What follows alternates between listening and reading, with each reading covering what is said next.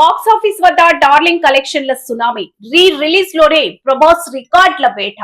Pan India star Prabhas career mild stone గా నిలిచిన darling cinema release లోనూ రికార్డులు తిరగరాస్తుంది. ఏప్రిల్ 23న 4K వెర్షన్ లో విడుదలైన ఈ చిత్రం తొలి రోజే ప్రపంచ వ్యాప్తంగా 7.59 కోట్ల గ్రాస్ వసూలు చేసి బాక్స్ ఆఫీస్ ను నిరూపించింది. ఒక నైజాం ప్రాంతంలోనే 2 కోట్లకు పైగా వసూళ్లు రావడం,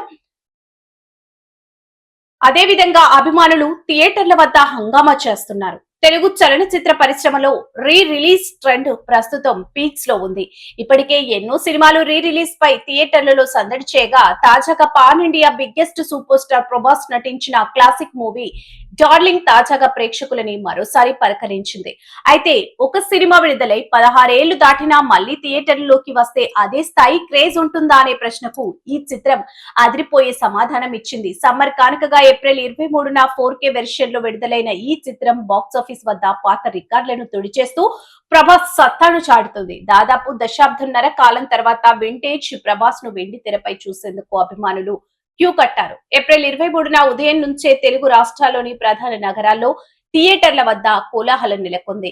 కటౌట్లకు, పాలాభిషేకాలకు, పేపర్ ముక్కల విసిరివేతలతో థియేటర్లు మారుమోగాయి. ముఖ్యంగా ఈ వింటేజ్ లుక్ కదా మాకు కావాల్సింది అంటూ ఫ్యాన్స్ సోషల్ మీడియాలో పోస్టులు పెట్టడంతో డార్లింగ్ హ్యాష్ ట్యాగ్ ట్రెండింగ్ లో నిలిచింది.